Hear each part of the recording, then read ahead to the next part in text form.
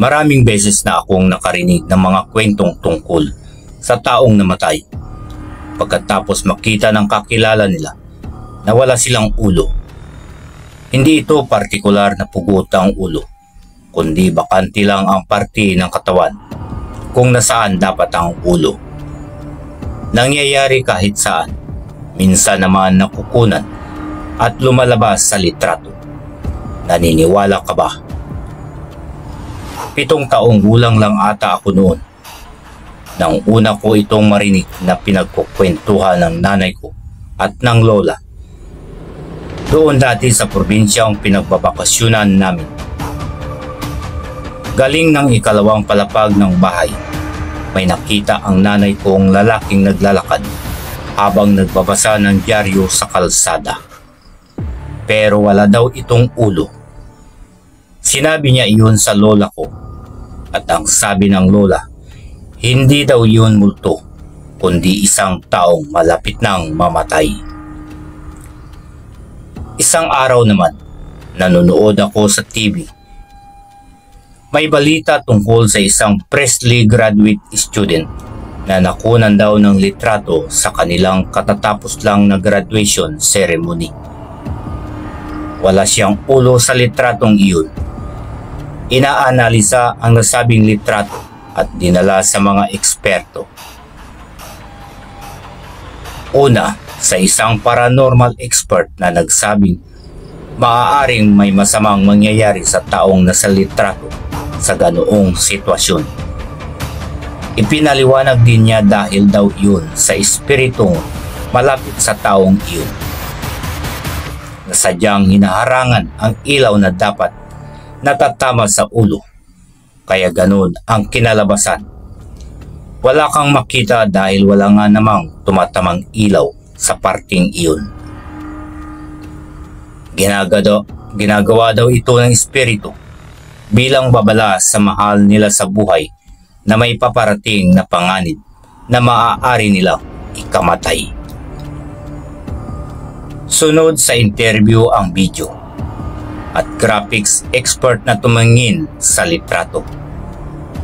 Genuine daw at walang edit ang litrato. Pagkatapos ipakita at ipaliwanag kung paano ang proseso ng ginawang eksaminasyon. Nasabi na lang nito sa nag-interview na mag-iingat ang estudyante sa litrato.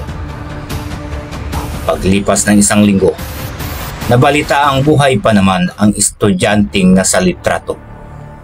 Hindi kasi siya pinayagang lumawas ng bahay ng 1 linggo. Naikwento naman ng kaibigan ko ang nangyari sa kanila ng mga barkada niya sa probinsya. Kaya niya iyon naikwento dahil tinanong ko siya kung naniniwala siya sa kwento ng nawawalang ulo. Na-experience mo na ba yun, pare? Ay siya, pare, totoo yun. May nangyari ng ganun sa amin dati sa Bulacan. Birthday ng utol ang barkada ko nun. Nagkainan kami sa kanila. Nakita na lang namin yung isa naming kasama na walang ulo. Pero kinakausap namin siya. Sumasagot naman. Nagawa pa nga namin biruin yun eh. Tinanong na isa naming kasama, pare, wala kang ulo. Tapos nagulat na lang kami yung isang kasama naming nakaitim na damit, naghubad. Tapos tinaklob doon sa kasama naming walang ulo, tapos tumakbo palabas ng bahay. Hinabol naman siya ng tinakloban niya, tapos kinabukasan, nabalitaan namin, patay na yung barkada naming tumakbo palabas ng bahay. Bakit daw namatay? Siya kasi naabutan siya eh. Ganon daw yun pag may nakita kang walang ulo. Tatakpan mo yung ulo ng itim na tela tapos tumakbo ka na. Umuwi ka tapos maligo ka kaagad. O kaya may mga matadaanan kang ilog o sapa. Lumusong ka. Pag inabutan ka ng tinakluban mo ng itim na tela, malilipat ang sumpa sa'yo na mangyayari sa kanya. Pamahiin daw iyon sa probinsya nila. Tinanong ko siya kung anong ikinamatay ng barkada. Ang sabi niya, Kinabukasan daw, hindi na nagising. Yung nakita raw nilang walang ulo, buhay pa rin hanggang ngayon. Bago ang kwento ng kaibigan ko na iyon, narinig ko na ang urban legend tungkol sa UP Diliman, kung saan ang driver ng jeepney ang nag-iisa niyang pasahirong estudyante sa side mirror na wala itong ulo. Sabi sa kwento, iniba ng driver ang nakasanayang ruta para maiwasan ang posibilidad na may masamang mangyari at sinabihan ng estudyante na sunugin ang kanyang damit sa oras na pagdating niya sa kanilang bahay. Nang tanungin ng estudyante kung bakit, sinabi ng driver ang nakita niya bago siya nag-iba ng ruta. Noong taong 1970s, nakatira pa daw ang mama ko noon sa Old Balara, Quezon City. Meron daw isang siga dati sa kanila na napag-isip-isip na magbagong buhay. Yung mga dating kaaway ay naging kaibigan niya, pero isang araw hindi na nakauwi pa ang lalaki. Sabi sa kwento, inaya daw ito ng inuman ng mga kaibigan niya dati na naging kaaway.